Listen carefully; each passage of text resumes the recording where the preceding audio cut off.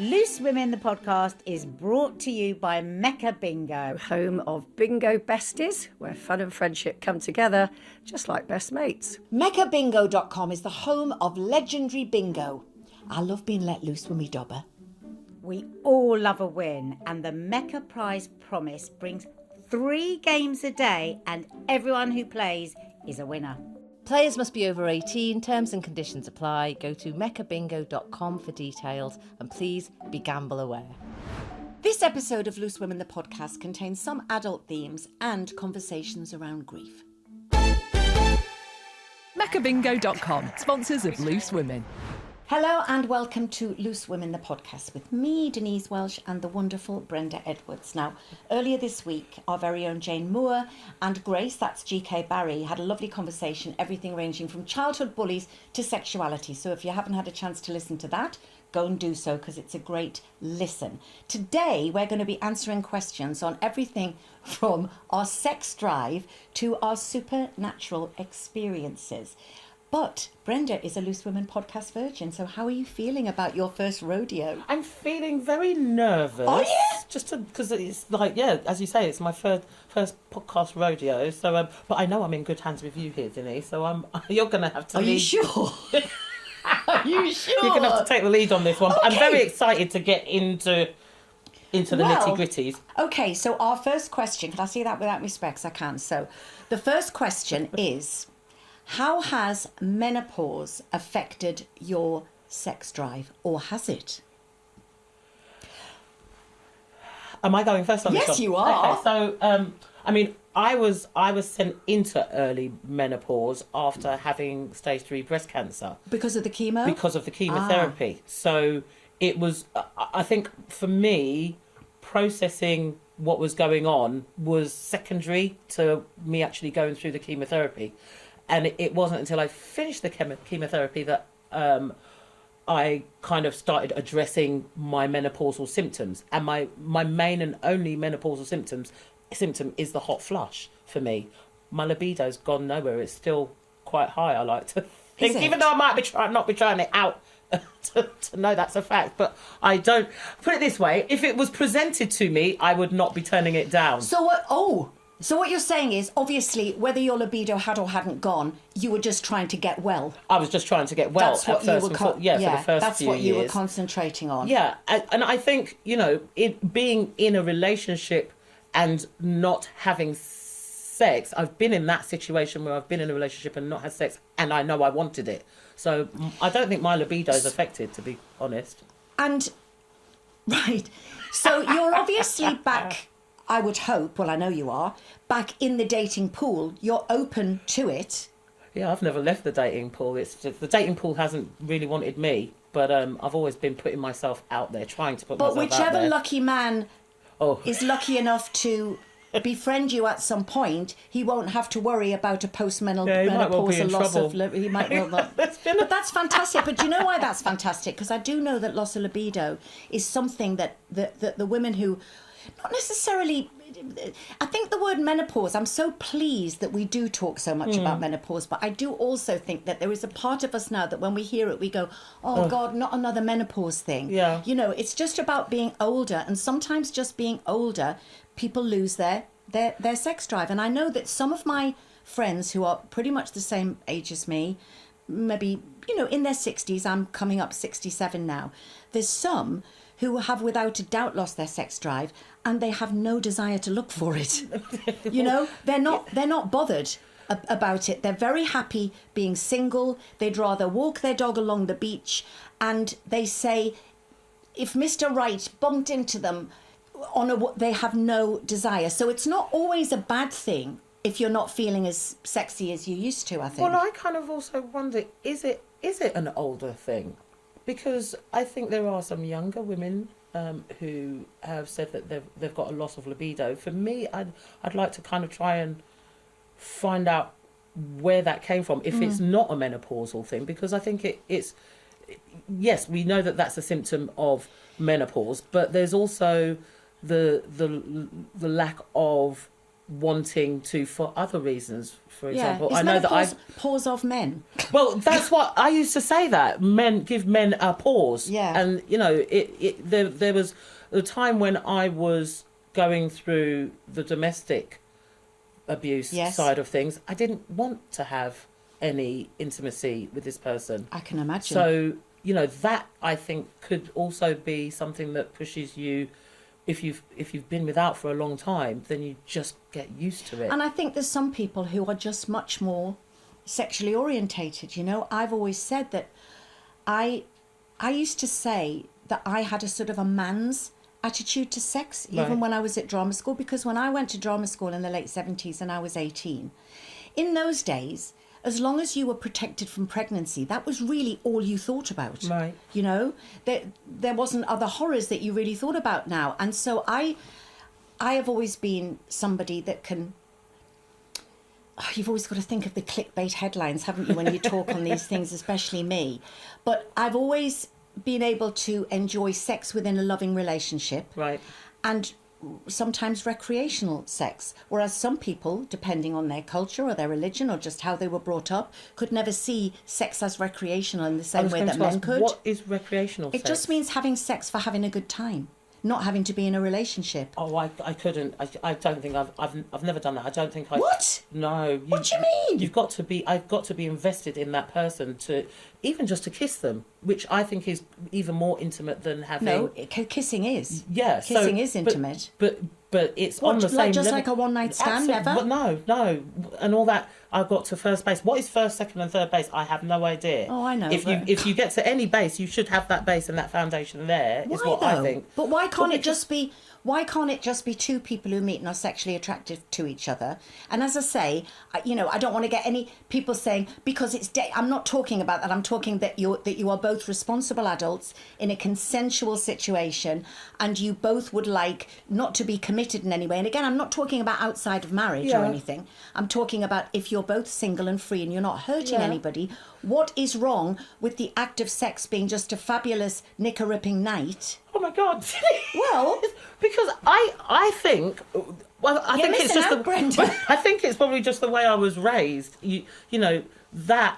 That's such a personal thing between two people. You should invest in that person. But I didn't want to have a relationship. Sometimes I didn't want to talk to them the next morning. Oh my goodness. Well, I mean, one of the questions I want to ask you, because you do have this very sexual prowess, prowess. It's and obviously you're married to a younger man. Do you think that was that a bit that was like, oh, well, if I get a younger man as well, he can flip me up and whatever? Well, I didn't say flip me up. Okay, but do you know what I mean? Are you listening, Link? To what Brenda said. I am married to a younger man who is 15 years my junior, but that was never something that I knew before that activity took place. If you get what I'm saying. You didn't know how old he was? No. I met him at 6 o'clock in the morning in a nightclub. Oh my God, remember, I was drinking then. All right, okay. Different days. Okay. I'm in the love of my life, as you know, a fully committed, monogamous, wonderful relationship that is the bedrock of my life. Yeah. And there is no difference, I don't think. You've got to be careful when you're talking about your partner, haven't you? There is no difference between the desire that we both have for each other. Right. I love the fact that I still fancy my husband. I love the fact that he fancies me. Yeah. And you don't have to be swinging from the chandeliers every day to have an active, regular sex life, which we do. And I think I'm 67 this year, so I'm 3 years off that word. And there is something about... Some people find it cringe when older people talk about sex. I think it's really important in any relationship that unless there is a reason why you physically or mentally can't be having sex, I think you can be, having a wonderful sexual relationship for as long as you want to. I totally agree with you, and I think that should also stem from my personal experience, with having the communication doors open so that you don't feel embarrassed to have those conversations. But I just feel if I didn't know the person and then I've had sex with somebody and I didn't even know, I'd be very nervous to have a conversation about it after the fact. Would you? I'd like to go into it, and then we can explore each other and know the do's and the don'ts, or the things. I mean, obviously, sometimes that happened, but as I say, I just had a sort of different attitude to it, and I've always wondered why really. There is some theory that ADHD people are a bit more like that, but there's such a lot put down to that. What about because it's so long since I was in that position, I can hardly remember. But with someone like you who is, up for potentially dating. Yeah. What are you like body confidence wise? Because I remember when we did the Loose Women body stories, it was a massive, massive, massive thing for you. Yeah, and that's also stems from the way that I was raised. You don't show your body, you don't show cleavage. I had to wear skirts that were down past my knees when I went to school, and all the other. I was like, isn't this the same brand of skirt? How come mine is? But they used to roll it up. Yeah, they used to roll it up, and I wouldn't dare roll up or roll down my socks. And then do it before, some girls used to put their clothes in their bag and change. And when I was too scared to do that for thinking that my family would know. They always seem to know and find out. But I think with my body, so that's why I've always been a bit nervous about showing my body.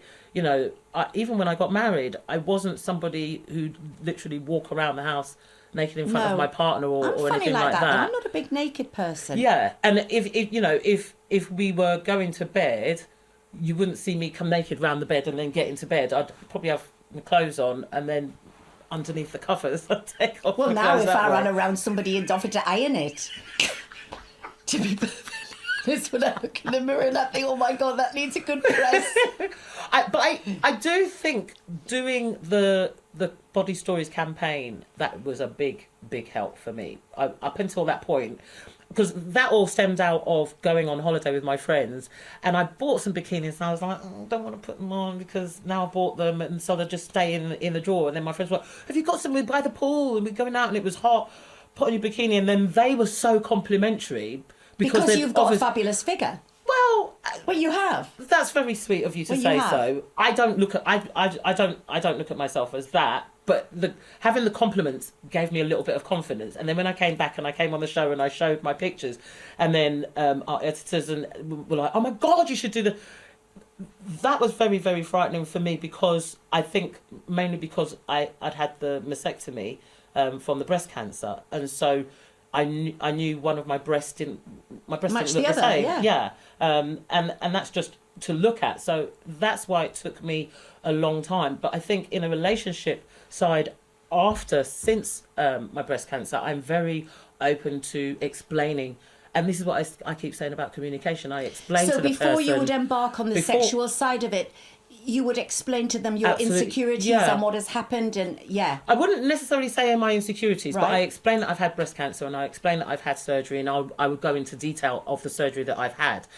And dependent on the person's face, I will know if that person's squeamish, if they sort of wince their face, or or give any look of shock or horror. That would probably deter me the other way. If they're like, if somebody's like, you're beautiful inside and out, don't worry about that, I'm not bothered, then that relaxes me in turn, and then I don't necessarily think about it. I think one of the things, and it's not just menopause that causes, that would, because I can laugh about it with Lincoln because we're best mates, so there's nothing that I can't, if I did feel insecure about something that I could laugh at, but would be the bladder control thing, the incontinence. Ooh. Because the more and more women I speak to, the ones who don't currently have a partner, it's quite a big thing, that they're sleeping on a towel. This bladder urgency as well. It's not, if I cough or sneeze or laugh, I've got to be protected in a way. Yeah. And also that thing when you put the key in the door and you think you want the toilet a little bit, and sometimes by the time it's like too late. So it would be those things, I think, that moving forward, if, God forbid I wouldn't, but, if I was in the dating game again, I think that it's important to have those discussions. Absolutely. And I think podcasts like this, where we do talk about this, I think hopefully will give women some support, because a lot of women don't have a platform to talk about things. Well, no, there is that. But I was going to say, you saying about that side for you, something that's more embarrassing for me than how my body looks is my snoring. So that's the first thing that will come up when I'm speaking to a partner for communication. And I think, you know, you've got a chance to run out the door. That's why I say to you, I snore. You can either say goodbye now. We don't even need to get there, because it's all those. But I think society builds up all those insecurities. It's like, why everybody? There's so many people who snore, but it's like you've just got to make sure that you don't have just a 1-bedroom apartment, so that there's the chucky out bed, so that there's the snoring room. And to be honest, I don't know about you, but I love my own quarters. No matter how much I love my partner, I love the idea of sometimes, you know, I don't mind if I get kicked out for snoring, because you've got the whole bed. And mine's got kind of all the time. That's actually a stipulation of mine. Is it? You're not staying with me in the bed. At all? No. Let's have some fun. And then go to sleep, because you're sleeping, right? I do love that. I just, Bit of jiggy jigs, true crime, and then go to your own bedroom. Jiggy jigs and true crime. Perfect. So, the next question, sort of on a similar theme.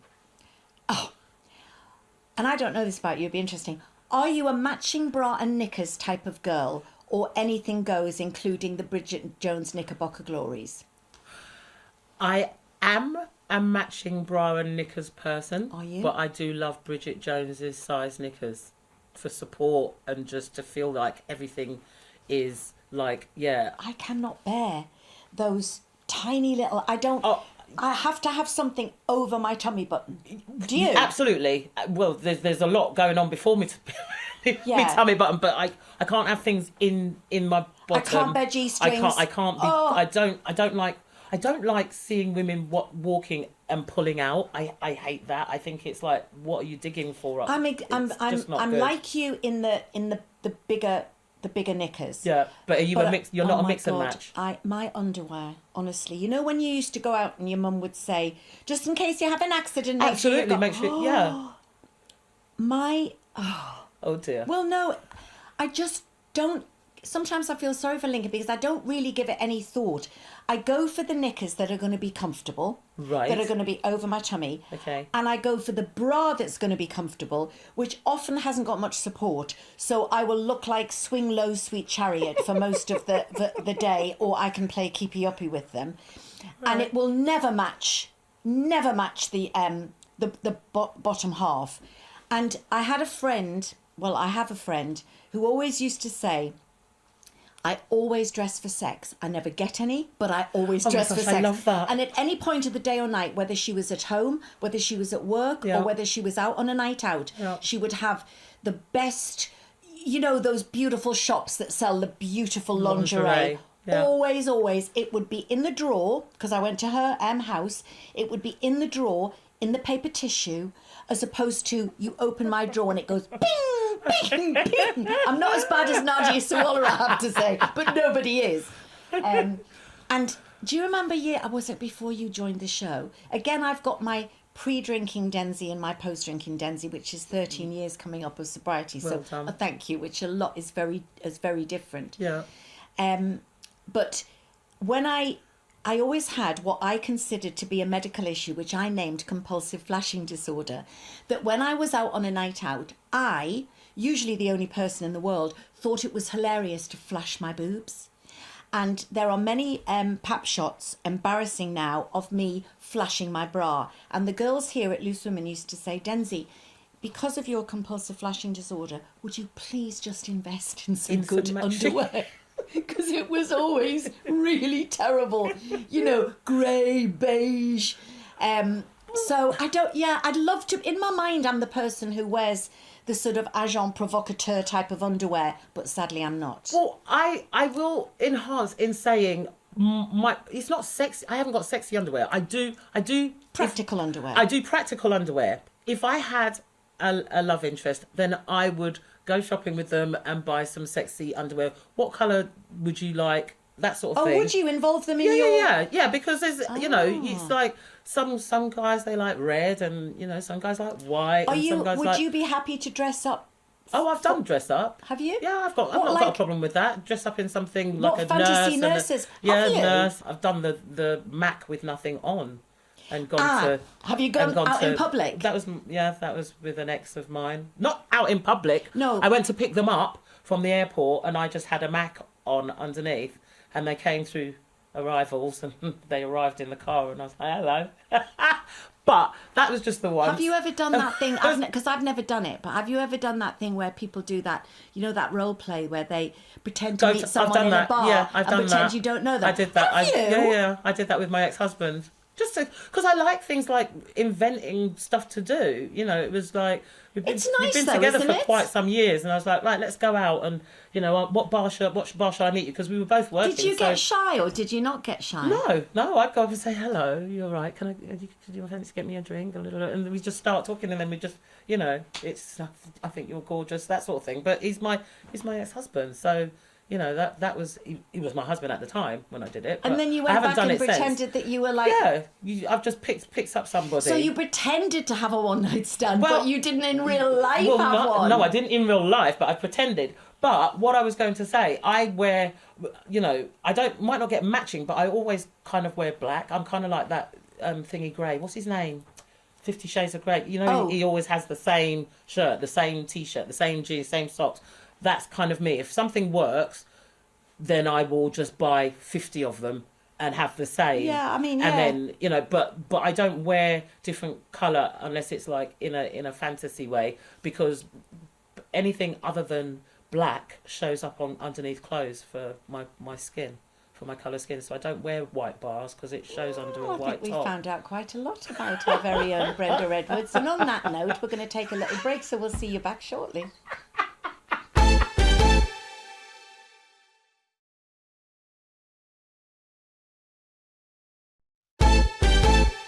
Well, hello and welcome back. And Brenda and I are having quite a fun time, aren't we, Brenda? Yeah, not giving anything away. Keeping it all so close to my chest. Oh, my God. And if you're enjoying this episode as much as, well, certainly I am, I don't know about Brenda, then please would you follow, subscribe and rate us. It's absolutely free, and it means that way you won't miss a single episode. Okay, have you got the next question for us? I have got the next question, and this is from Angie. She wants to know, do any of us believe in supernatural? If so, have you had any weird experiences? Now, I know you're a non-believer of anything. Well, I'm an atheist, as you know. So much as I would, there's part of me that would love to see a ghost. I don't believe in them, so therefore I need evidence. But if I did see one, then it would completely change the whole track of my life, because then I would have to invest, to me, or would I, in the religious side. So, because there is the supernatural side of things, which we can, but I kind of want to look at this more spiritual side, because I'm a spiritual person. Okay. And they kind of go together. You know, when supernatural, you're talking about doors and drawers opening, or seeing poltergeisty stuff. Yeah. Whereas spiritual, it's more like the person's human spirit and again, it's a faith or a belief, but it can also be something has happened that, you know, that has made you think of something outside of the box, or, you know. Yeah, or something has happened that you've been thinking about. That's happened to me so many times. That happens to me a lot. Yeah. To the point that there was a time when I felt it was happening to me so much that I was trying to keep any dark thoughts out my head. Right. Because you know, little things like an example, you're driving along and you're thinking of somebody called Bob, and you look at the registration plate in front of you and it says Bob. Yeah. And you think, what are the chances of that happening? Exactly. And there was once in my life, not so very long ago, that all those things kept happening. So I started to get really anxious about any dark thoughts and but I would say that I don't believe. I think that it's always usually Americans who see ghosts. It is. And I was once on an aeroplane, and it was before 9/11, and now I'm quite a comfortable flyer, but I was a very scared flyer. And pre 9/11, the captain had invited me up to land from the cockpit, and he was a Cypriot guy. And I was saying, oh my God, this is so interesting. And I said, you know, he said, I've been a pilot for 29 years. And I said, oh my God, have you seen any UFOs, you know? And he said, only Americans see UFOs. And there is something about that. The other thing is, I feel that if the people that we love who die could come back, then my dad or my mum would have come back. I don't want to see Lady Jane Grey with a candle disappearing into a wall. Who cares about her? Don't care about her, not bothered. People always say, oh, when I saw the Victorian dress, don't care about her, didn't know her. And then from a more comedy point of view, and I do think we discussed it on this show, there was some kind of spectre detective agency got in touch with me after Dad died, and he would have found this very funny. You know, my dad used to do drag. Yeah. They said that they had been on some kind of mission at Beamish Rail Museum, which is in the northeast, and that my dad had appeared to them as Marilyn Monroe at the Beamish Museum. And I just thought, but why did he go to the Beamish Museum? Do you know what I mean? Why didn't he come to me? Because I would have been happy to see him as Marilyn Monroe. So I need evidence. I don't know if it's you need evidence or you just need to believe a bit more. Because I think if your mind is open to accept, then it knows you're ready to accept. Do you know what I mean? Have you had supernatural experiences? I've had a few. I've had quite a few. And I don't use the word supernatural. I just use spiritual. Yeah. But seeing a person... Okay, so there, obviously, you know... for those who don't know, my son passed 3 years ago. Jamal, and... You know, that's not a very common name. I wouldn't say it's a common name. And after he passed, literally the night that he passed, well, it was the morning that he passed, that same night, myself and his sister Tanisha, and a few friends that were around the house that obviously came when they heard the news, we were sitting watching the television, and there were 3 programmes, one after the other. We weren't like watching them. We hadn't, right, we're going to sit down and watch this because we know what it's about. We were just sitting there watching, talking about Jamal, crying. And then somebody came up with the name Jamal on the programme that we were watching. Oh. I wasn't just on my own. It's like... And it's not like it's Stephen or Peter. Yeah, it's such a... For me, and it might just be me trying to... People might say that I'm holding on to something, but everybody sort of went like that. And then that same night, we put on the radio. You know, it was a Radio 1 thing. We just wanted to put some music on.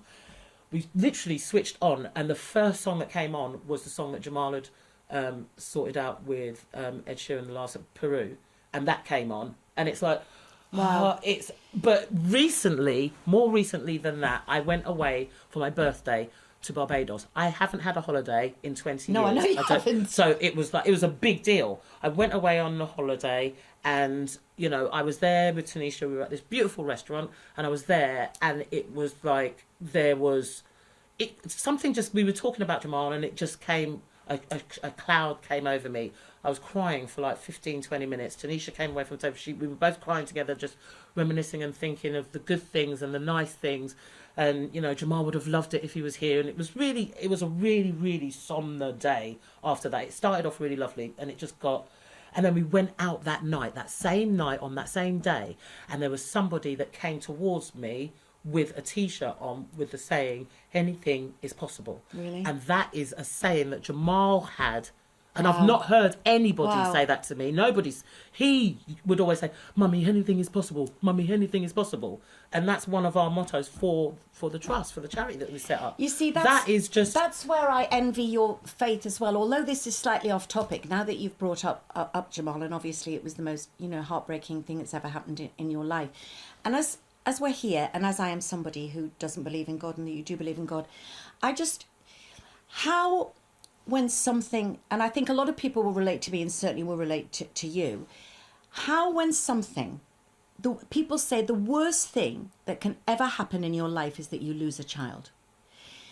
How do you keep your faith in your God when he has taken, or has he, or the most precious thing in your life? How does that happen, Brenda? I think I kind of explained it to... I've been asked that question, how am I still surviving and going through? And still believing. But if you remember, Mum and Dad died when I was 4. No, this is what I mean. So and you've had breast cancer, and you've lost your beloved child. Yeah. But you still believe in God. Well, I have to... I think myself personally, I believe that, okay, mum and dad have died and now I'm an orphan.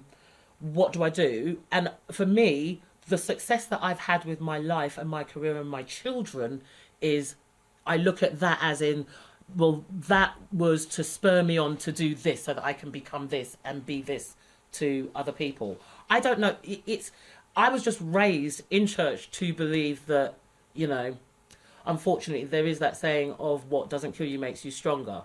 And I've kind of held on to that for many, many years of, okay. So still after everything that's happened, your faith helps you, because I do know people who've been in a similar situation who've lost their faith because they think, well, why am I serving an entity that has allowed this to happen in my life? I'd be furious. Well, I didn't ask those questions with mum and dad because I was too young to really understand it and realise it. But I did ask that question when I got breast cancer, because I was blaming myself and thinking, something that I've done, why this is coming out in an illness. And, you know, we're speaking of supernatural and spiritual. Not that I don't all the time, but I literally called on my mum. I was speaking to my mum, and I felt. There's a saying in the Caribbean culture that you feel that somebody's walked over your grave. Yeah. I know that expression. And it was literally the goose pimples. I don't have any hairs on my body, but the hair stood up when I literally started asking for, you know, Mum, show me what I've got to do. Show me what to do to get rid of this illness. And I felt something just come over me and saw my mum. I felt my mum's presence there, and it literally made me just go and start looking into myself and looking at what I'm doing right or wrong. It's not there might not be no right or wrong way to deal with cancer and the breast cancer, but so the faith is with Jamal, when he passed, as distraught as I was then and still am, which I know that that's never going to change. No. I have to turn that negative into a positive, which is why I started the charity, to continue his work of helping. It's all about, you can't be selfish and think about myself. Your energy and what you've created in your son's name is beyond my comprehension, you know, and that's when I think faith it really comes into play to play with you, and I envy that in you. Belief is very important, and I think that's what I said to you. And if you're closed off to it, and that's fine. But if you are closed to it, then you can't receive anything. You're not open to receiving. Maybe it's such an interesting topic, because, you know, a lot of people say that they find a huge comfort in the afterlife. I don't find any comfort in that. I don't want there to be one, because I'm kind of, you know, what did Mae West say? You only live once, but if you do it well enough, then you know, it's kind of once and done. And I don't really want the white light, and I don't want to see the people at the end of the tunnel, because I might not like them, Brenda. That's a problem. But that is something that we can talk about. But I'm fascinated, and you see signs though. You see signs. It's whether your eyes are open to see them or not. Probably, or whether I see them and I dismiss them. Yeah. Because I'm so set in my non-belief. Yeah. That I don't kind of. I'm not open to them. Like Gloria finds comfort in the feathers. I say, I don't believe in that, and then I look at the feather and exactly. So I'm a bit hypocritical in that sort of way. Exactly. I had a fox speak to me. A fox came to me, and that was what. A fox came to you. A fox came to me. I don't like foxes. Yeah, but it came to me and it was speaking to me, and then as soon as I mentioned my son's name, it disappeared. That's what he started filming first time. Oh, really? Yeah, foxes. So that came to me a week after he passed. There's so many things, and I'm not the only person. A couple of his friends have seen things as well. So believe. Come on, Denise. Believe. I will convert you. Right. So that's the end of this part. And for those of you who are just listening and not watching, you're not having a supernatural experience if you heard this banging going on in the background. But Brenda and I got so passionate, the producers have just told us off because there's this going on. No more banging. So we do no more banging. Well, not well. But not that kind of banging, Denise. Anyway, we'll see you in part 3.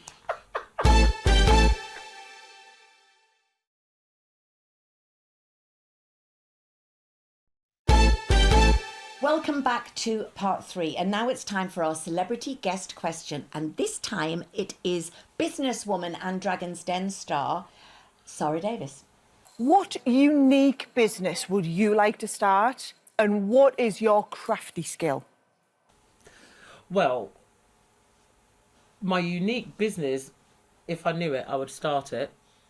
Don't want to. So I don't know what it is because, and if I did, I don't think I'd tell. Not on a podcast. In case somebody nicks it. But yeah, you have to be very careful of these things. You really do. But I think of, if I'm trying to think of something, it would probably be cat related because I've got the cats. Oh, the cats. You need to meet Smokey again.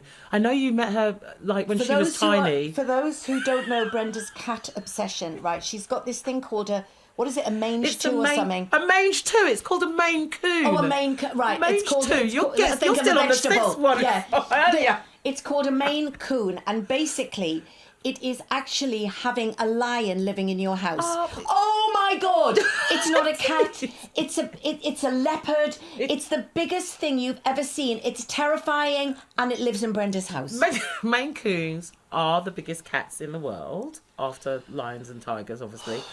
Domesticated cat, but they are the most gentlest, sweetest, smartest cats. Are you not terrified when you look at it, Brenda, the size of it? No, she comes up on it and she's just like, you can't move when she's on top of you. But if they've, I really look after my cats. They've got filtered water that comes all the time, ever flowing. Oh, I know. And they've got... and you've got Tiny and Temper. They've got Tiny and Temper and Smokey, but they all have their pet bowls. So, that would have been something because one eats the others, so they're all microchipped. And so their food doesn't open unless they go underneath it. That's brilliant. I've just invested in 2 litter trays, which are amazing because they rotate and automatically sift.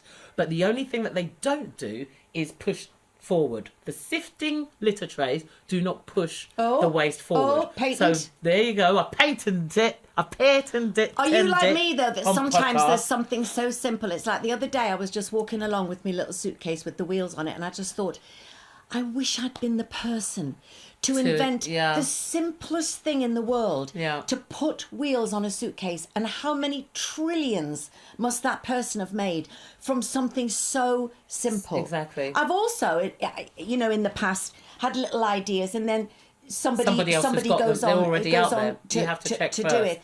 But I'm not really a natural business woman, I don't think. I'm very much a hired hand, even in the acting business. I haven't got any great desire to direct or to produce, because then you've got to stay after hours, where I like just to be the hired hand and I just go in. And also, the Crankies, right? Okay. Remember the Crankies? Yes. Jeanette and Ian Tuff is their name, and I've known them for years. I haven't seen them for some time. But years ago, I think I'd just met Lincoln. So it must have been about 14 years ago, and I was doing some kind of event in Torquay where they live, and I said, we're going to go and have coffee with the Crankies. And he thought, 1 minute I was working in Stringfellows, the next time having coffee with the Crankies. What is happening in my life? But Ian was talking about how, as they got older, the show business was hard and it was tiring and arthritis and all those things that happen as you're older. And he said, we have this pipe dream of, going back to Scotland and having this little tea shop. And he said that Max Bygraves, if our older listeners will know Max Bygraves, had said to him, just think how many scones you have to sell to make £1,000. And when you actually think of that, that's a lot of scones, so you can have these ideas of these businesses, but when you actually break it down to the logistics of it, it's a lot. And most startups don't get past that, do they? No, they don't. But I mean, the online side is really booming. It's online. I've always thought, I don't think I have, well, I don't know. It would, how when I go on holiday, and I always buy a cheap and cheerful bathing costume, but they are the ones that come over the tummy. Yeah. And the main thing, I'm trying to explain this to people who aren't looking. Yeah. Right, I'm going to have to do a demonstration, so I apologise to those viewers who are actually watching, but just for those people who are listening, the bit about the swimming costume, and I have sort of created a blueprint, I just never get round to doing it. And I found a supermarket that do clothes. Okay. That they are the only place I go, and everyone always admires and says, where do you get those costumes? And they expect me to say some highfalutin designer thing, and I'm just not a designer person. But, right, so that bit under there, so for those, apologies to those who are watching, for those who aren't watching, it's that bit under your armpit that squidges out towards your boob, right? Yeah. But if you get the thicker strap or you move that, it makes the world of difference. Right. And it is so hard. How are you going to get your hand back in your It's so top? hard to find a costume that does that. And it's such a simple thing. Yeah. And I think, you see, I've just said that And now. somebody's going to steal it and take that idea. Well, they kind of do, but anyway. No, so but I that know, would be- I know about But it's that. hard work. I know It people. is. A lot of the Essex girls, the Towie girls, have all had businesses, and some have gone on to be huge. But it's a lot Yeah. to run a business. It is, but you've got to, if you're going to do it, you've got to make sure that you enjoy it, I think, is first and foremost. Yeah. But you've got, I mean, you know, there are so many different, like, I'm a tool person. Tap the chair. Tap in again. I'm a gadget person. I Right. love a gadget. So now I'm kind of investing into like an oat maker, an oat milk maker, because there's so many things that go into milk. It's not just milk. It's not just What milk. do you mean you're investing in it? Do you mean you're financially investing in it?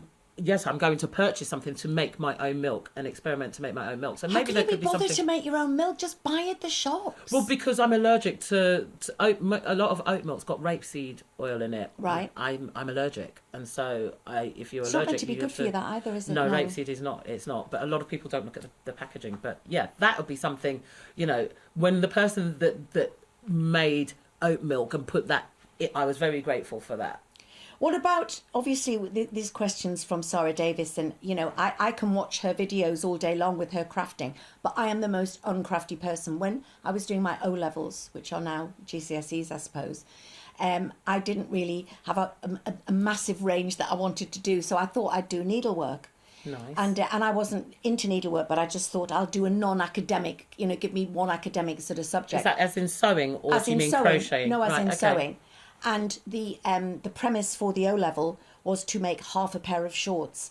And I confidently walked up and delivered my half a pair of shorts, and I'd stitched the leg together instead of the side seam. So that I you could gave push your up. foot in? Yeah, I gave up on my... I'm just not a crafty person. I don't know about you. When my kids were little, I desperately wanted to enjoy finger painting and sticking. Yes. And I just didn't. Yeah. I was bored stiff doing it. So I'm not really a naturally crafty person. What about you? I love everything to do with crafts and DIY. You know, me and Janet, obviously, we're the tomato wars. You remember? my God, is tomatoing a I mean, I'm craft? looking forward to it. Of course, it is. Growing your own vegetables. I think it's very important that you can grow your own fruit and your own veg. What you eat, you should be able to grow it yourself. And I love that. You should get into that, Denise. I think you'd really love that. Do you know, Being that's creative another with your thing that hands. I always feel that when I grow up, I would like to be someone that likes an allotment. Yes. I would like to be that person that looks forward to an allotment. Tittering with her plants. But it just, you know, much as I am interested in you, well, actually, I'm not interested in you and Janet's tomatoes. I don't know why I even said that. I'm not. So finally, it's time for our star question, and this one is our favourite from this week's collection. So over to you, Bren. Fabulous. Okay, so this is from Julie, and she says, if you were stranded on a desert island and could pick one panel member to join you, who would you pick and why? Great question. Right. Well, after this discussion, you'd possibly be one of them, because if we were going to be on it forever and one sole man, I know that you wouldn't have a one-night stand, so I wouldn't have to fight you for it. There's me thinking you're going to say about the positivity. So if we were going to be there into our dotage, I'd probably choose you.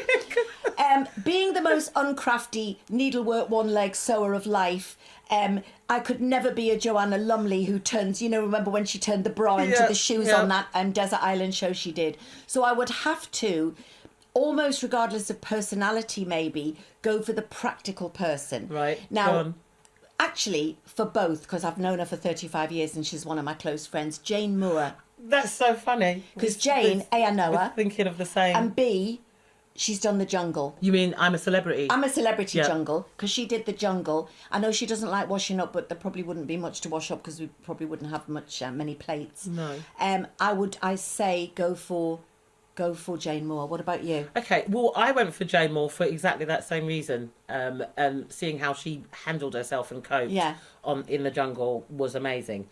But I'm thinking if I'm stranded, I'd want somebody who will brighten my days if it's really depressing and make me laugh, because that can get you through a lot. Laughter. And so I'd probably pick Judy, because she can also cook. Oh, she. Thanks. I'm not very much.